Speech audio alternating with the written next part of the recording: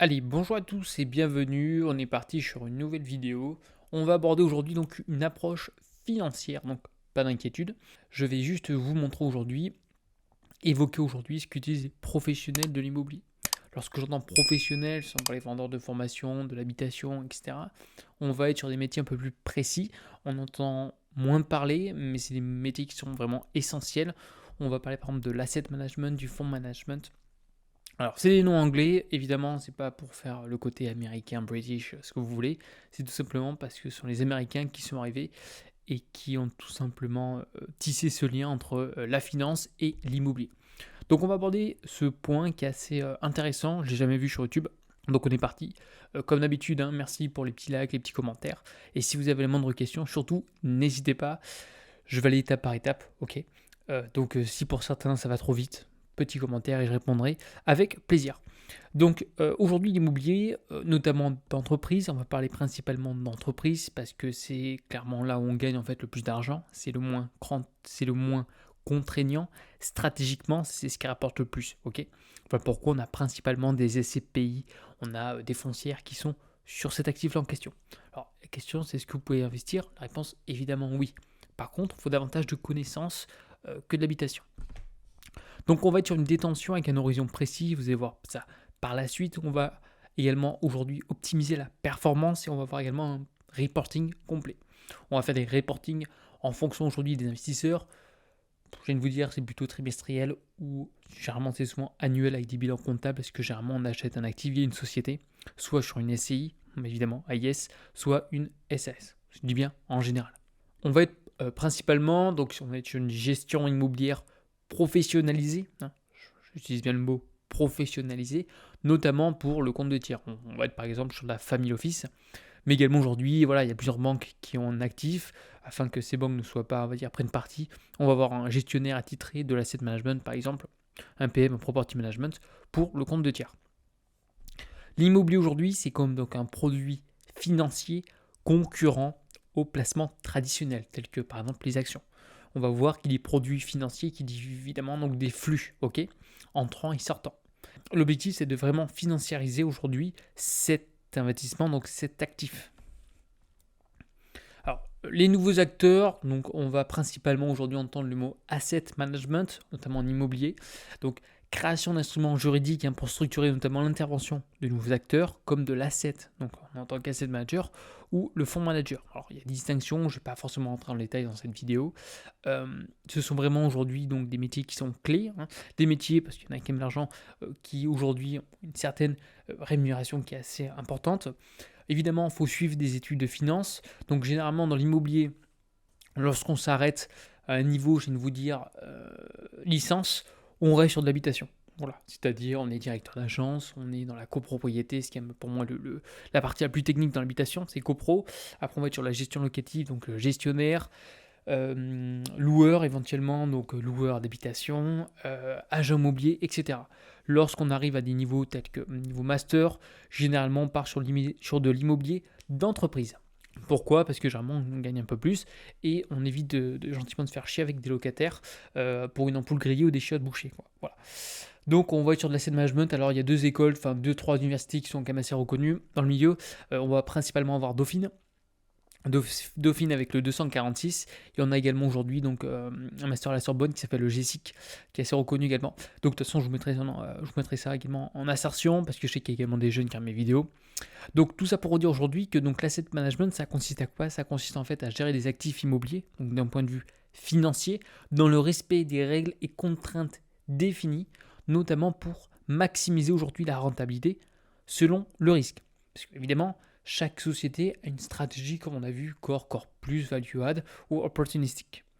L'objectif étant, c'est qu'aujourd'hui, c'est une boucle, je viens de vous dire, ça se passe toujours comme ça, c'est un cercle. On va commencer par l'achat, on va arriver par la suite au développement, on aura également par la suite donc la location, on va le mettre en location. Évidemment, lorsqu'on a trouvé un locataire avec un broker, on va voir également la gestion. On va passer par des notamment PM, Property Management ou DFM. Évidemment, après, donc, il y a la vétusté, donc il dit travaux, et par la suite, éventuellement, arbitrage. On va refoutre un locataire parce que dans l'immobilier entreprise, la création de valeur, c'est le locataire. Et après, hop, cession d'actifs, on vend et on rachète, ainsi de suite. Alors, le concept d'investissement. On va commencer notamment par l'arbitrage entre le présent et le futur. C'est-à-dire aujourd'hui, on va renoncer à une satisfaction immédiate dans l'espoir d'une satisfaction future plus élevée. Généralement, les vendeurs de formation utilisent plutôt la satisfaction immédiate, c'est-à-dire on va vous faire croire, je dis bien, on va vous faire croire, le mot croire, qu'on gagne beaucoup d'argent très rapidement dans l'immobilier. Or, c'est pas le cas, surtout dans l'habitation. Dans l'habitation, pas mal d'emmerdes, retour sur investissement qui est pas foufou. On a notamment des baux qui sont, on va dire, qui ne sont pas spécifiques à l'investisseur. On ne peut pas répercuter plein de choses, contrairement aujourd'hui à un bail par exemple commercial. Donc voilà, il y a quand même pas mal d'inconvénients. Et on pense exclusivement rendement. On va voir également qu'il y a plein de choses à prendre en compte dans l'investissement immobilier. Donc investir, c'est quoi? Investir, c'est comparer donc le coût de la privation à la valeur d'une espérance future. Donc c'est un pari qui a lieu notamment aux incertitudes. En effet, lorsqu'on va penser satisfaction future, c'est notamment cession, donc arbitrage de l'actif en question. Est-ce qu'il va prendre la valeur? C'est une bonne question. Il peut se passer plein de choses durant la détention de l'actif. Ce qui est important, c'est qu'est-ce que ça va être? C'est de projeter aujourd'hui sur un plan financier. Généralement, on va faire un BP, donc c'est un business plan, pour justement projeter sur un plan financier notre actif. Qu'est-ce qui va se passer dans 5 ans? Okay, et évidemment, on va le mettre à jour de manière annuelle parce que voilà, l'inflation évolue. Par exemple, cela revient à comparer des dépenses et des recettes, ou mieux encore, des décaissements et encaissements échelonnés différemment. C'est-à-dire, vous allez voir, on va faire un tableau chronologique au cours du temps, et on va avoir des flux entrant, sortant, et puis après on va avoir différents postes. De toute façon, on va construire un tableau par la suite ensemble pour que vous puissiez vraiment comprendre. Vous inquiétez pas, j'ai mis également une insertion de morceaux très simplifiés de ce graphique. Alors, le concept d'investissement, très simple, ce sont toujours, on va dire, ces petites règles à prendre en compte. Premièrement, c'est l'analyse stratégique de la nécessité de l'investissement. Est-ce que c'est une opportunité, oui ou non? C'est bête et méchant, mais déjà, commencez à cogiter avant d'investir. Est-ce qu'aujourd'hui, cet investissement, il y a une opportunité? Très bien.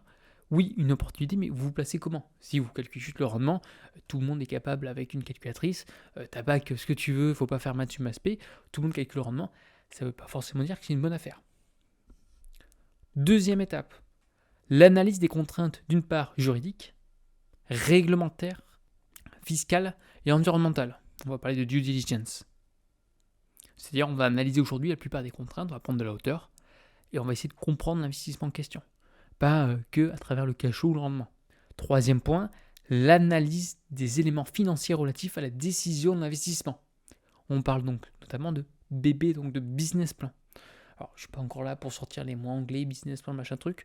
Dans le jargon, dans la pratique, c'est comme ça qu'on parle. Un business plan, un BP. Comme je vous l'explique, ce qui est important, c'est de déterminer aujourd'hui la valeur de l'investissement. En effet, on ne va pas investir dans un bien qui en vaut beaucoup plus.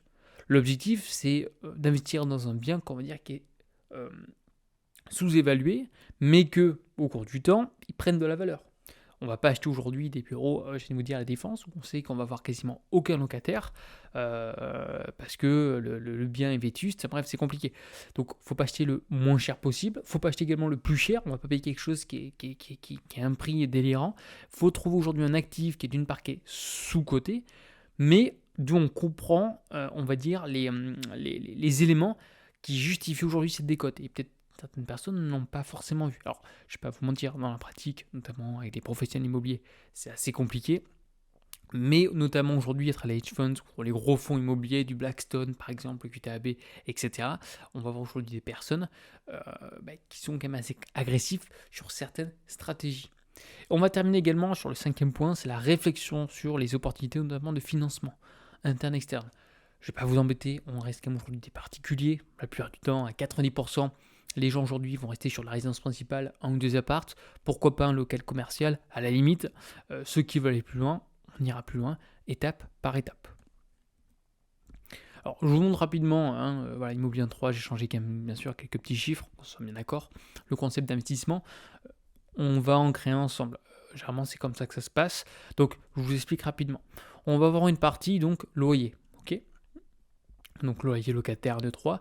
Le top, c'est aujourd'hui donc avoir par exemple un actif en monopropriété. C'est-à-dire aujourd'hui on a un seul locataire. Pourquoi? Parce que toutes les parties communes, etc., ce sera la charge du locataire. Donc c'est vraiment un gros plus d'avoir un bâtiment qu'on loue à un seul locataire. Évidemment qu'il y a plus de risques, hein. Il s'en va, c'est plus compliqué pour relouer. Toujours inconvénient, avantage. Là, dans ce cas-là, on a plusieurs locataires, évidemment.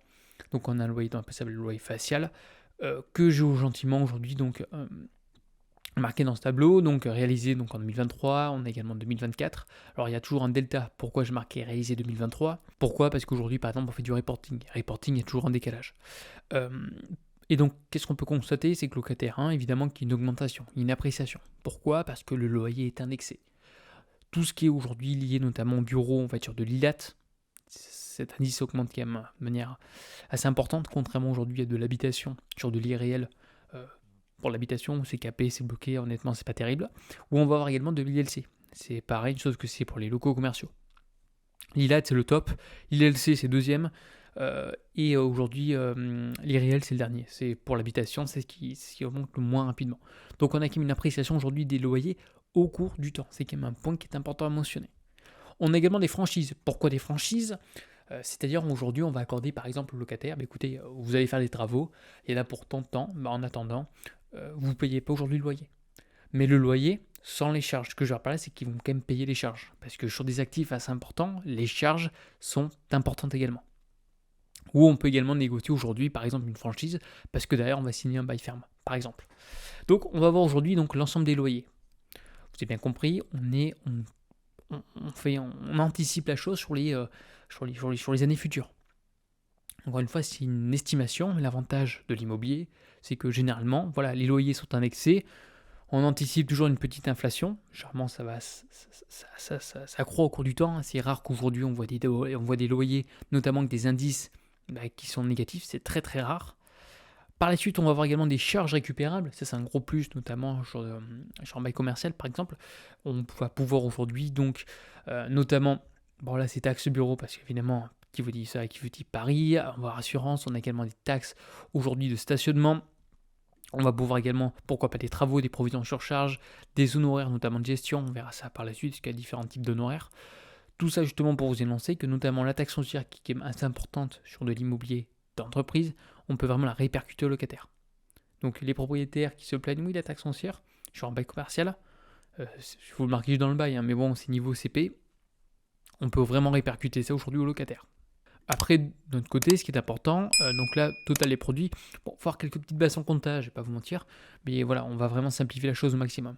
Après, ce qu'il faut surtout pas oublier, c'est les travaux d'entretien. Ça, c'est vraiment le gros point faible que la plupart aujourd'hui des personnes oublient, même du côté des professionnels, c'est qu'il faut mettre de côté tous les mois pour entretenir votre actif. Hein. L'immobilier, c'est quelque chose de physique, c'est quelque chose de tangible, et évidemment, au cours du temps, il y a une vétusté. Notamment dans les beaux commerciaux, il y a toujours de petites subtilités, on en reviendra plus tard, mais habitation, c'est bien de quoi qu'il arrive, de mettre un peu de côté tous les mois. C'est-à-dire sur votre loyer, sur les revenus ou n'importe quoi, de mettre un peu de côté. Pourquoi? Parce que le locataire en question, il n'est pas chez lui, donc le mec qui s'en branle complet. Et donc, s'il y a une porte, une truc, un machin, la chaudière, il y a toujours des moyens de toute manière, c'est de l'immobilier, hein, c'est une gestion qui est active et non pas passive. Donc pensez à mettre de côté, c'est important. Bon, là, c'est tout ce qui est gestion honoraire, on en reviendra plus tard. Donc, gestion sociale, généralement, c'est tout ce qui est lié à l'asset management. Tout ce qui est aujourd'hui donc honoraire, là, c'est tout ce qui est par exemple PM, donc property management. Ça correspond à de la gestion locative dans l'habitation. Sauf que là, on est sur l'immobilier entreprise. Donc, c'est un petit peu plus technique. Tout ce qui est c'est tout ce qui est lié au commissaire aux comptes. Après, on va voir également des honoraires donc de commercialisation, c'est tout ce qui est le broker. Donc, bon, là, il n'y en a pas dans cet exemple, mais ça peut être quand même relativement important, notamment quand on a des actifs de merde et qu'il faut louer rapidement. Tout ce qui est charges, donc j'ai déjà mentionné, donc charges récupérables. Pareil, là on est tout ce qui est affût, on a les ASL, assurance également, diverses charges bureau, bon on en reviendra, vous inquiétez pas. Tout ça pour vous dire en fait qu'aujourd'hui, ce qui est important, c'est de comprendre qu'est-ce qui génère aujourd'hui donc tes revenus et les anticiper sur du long terme, en prenant en compte d'une part les indexations et également aujourd'hui l'inflation. Donc indexer l'ensemble de vos choses, c'est-à-dire indexer les charges, indexer aujourd'hui les travaux, parce que voilà, les travaux d'il y a 20 ans, c'est pas le même prix qu'aujourd'hui. Ok, donc on indexe tout et on essaye de modéliser au mieux afin aujourd'hui de comprendre les encaissements, les décaissements et d'avoir à la fin le résultat d'exploitation. L'objectif, évidemment, c'est d'avoir un résultat d'exploitation positif. Ceci étant, il peut très bien être négatif, et à la fin, on peut très bien céder notre bien, donc faire un arbitrage, euh, et avoir aujourd'hui un encaissement qui est relativement important, et donc à la fin avoir un TRI qui est très important. On verra ça la prochaine fois. Vous inquiétez pas, on fera un tableau très simple, je vous expliquerai tout de A à Z. Le plus important dans l'immobilier, c'est le TRI. TRI, c'est le taux de rendement interne, c'est-à-dire d'une part donc, les fameux encaissements et décaissements, ce que vous parlez dans le jargon, hein, c'est le cash flow, qui peut être négatif, on s'en fout, mais à la fin surtout, c'est aussi la vente de l'actif et ne pas perdre d'argent.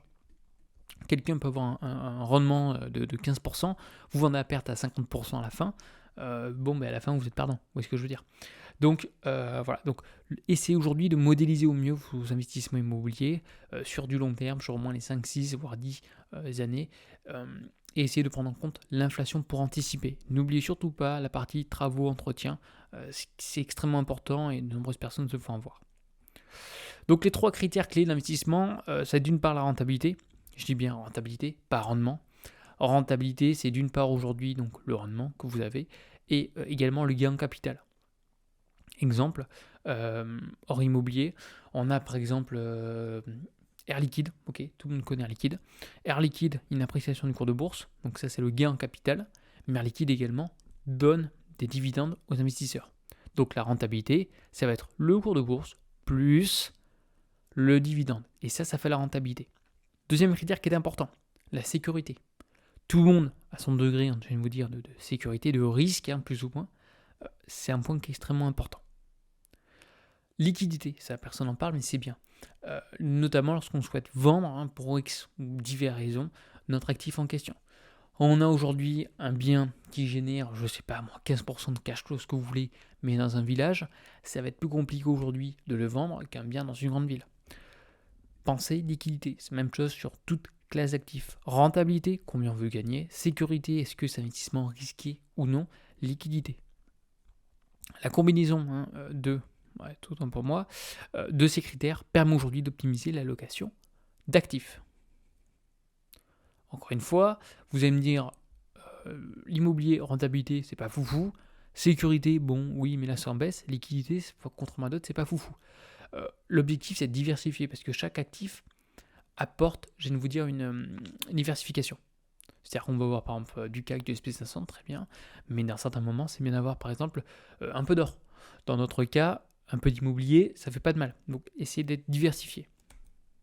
On va parler rapidement des méthodes d'évaluation, notamment la première comparaison, je pense que tout le monde connaît. L'objectif, c'est de comparer minimum 3 biens similaires, 3 ou 4 biens, et à la fin, on va sortir un prix du mètre carré et on va pouvoir comparer notre actif. Donc c'est à peu près même surface, même typologie, qui se situe dans un environnement à proximité de l'actif en question.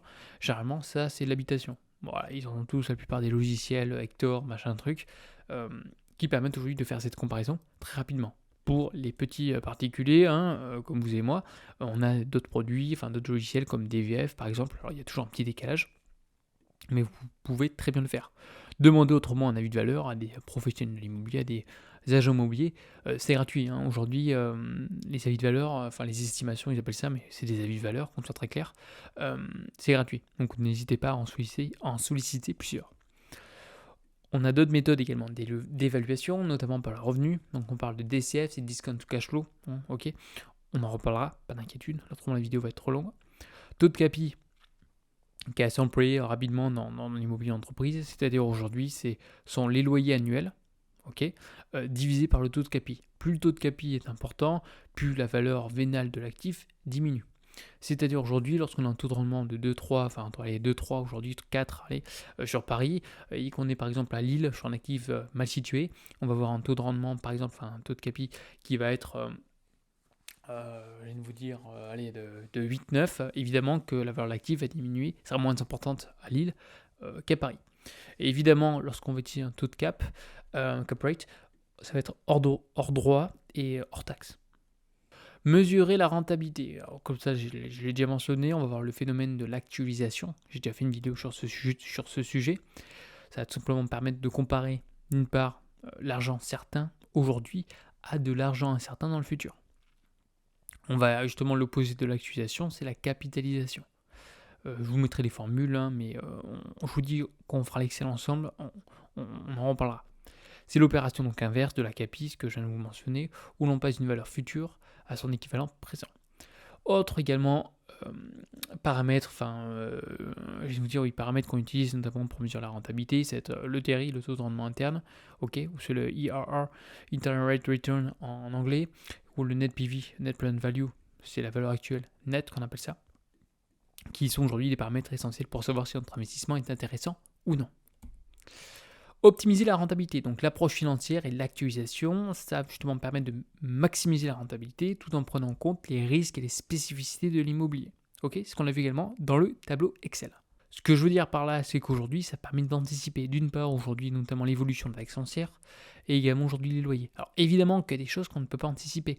Lorsqu'on a par exemple, on n'a pas signé un bail ferme, et qu'aujourd'hui un locataire, par exemple, souhaite tout simplement partir, on a un logement vacant, évidemment, il faudra marquer, par exemple, la rénovation de l'actif en question. On va peut-être encore avoir aujourd'hui des franchises de loyer qui vont être plus importantes, mais ça vous permet gentiment d'anticiper aujourd'hui votre investissement immobilier. Donc, essayez de faire ça aujourd'hui sur de l'habitation pour éviter de naviguer, je viens de vous dire, dans le flou.